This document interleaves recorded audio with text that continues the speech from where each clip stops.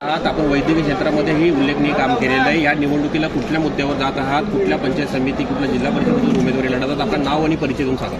नमस्कार, माझे नाव डॉक्टर ज्योती स्वप्नील भुजा आणि मी जिल्हा परिषद गट 3 पालीदेवत या उमेदवारीसाठी लढत आहे। आणि माझा असा मत आहे की मी जे कार्य करीन ते जनतेच्या सेवेसाठी आणि त्यांच्यामध्ये अजून चांगल्या प्रकारे विकास घडावा, आरोग्यासंबंधी अजून जे पण काही प्रॉब्लेम्स असतील ते सॉर्ट आउट व्हावे, त्यासाठी मी ही उमेदवारी लढत आहे। एक सुशिक्षित उमेदवार म्हणून आपल्याकडे पाहिलं जातं। एकूणच जनतेला कशा प्रकारे आपण कामाच्या स्वरूपात कशा प्रकारचं ध्येय धोरण आपले असते?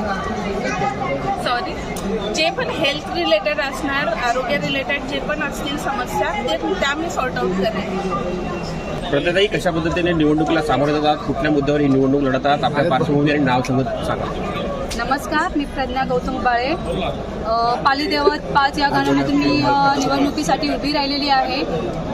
प्रत्येकांची अपेक्षा आहे की प्रज्ञाने उभी राहावे आणि मी सगळ्यांचे शेतकरी कामगार पक्षांचं मी आभार मानते की त्यांनी मला हे उमेदवारी दिली आहे। त्यांचा विश्वास त्यांनी माझ्यावर दाखवलेला आहे, हा विश्वास मी तोडून देणार नाही आहे। आणि यापुढे मी महिला बचत गटमधून सुद्धा मी खूप सारे असे कामं केलेले आहेत, यापुढेही मी कामे करणार आहे। जसं महिलांना खूप अपेक्षा आहे की प्रज्ञाताई आम्हाला काहीतरी निधी आणणार, प्रज्ञाताई म्हणजे काहीतरी करून दाखवणार आहे, ही मी उत्सुकात महिलांना मी चांगल्या प्रकारे दाखवणार आहे।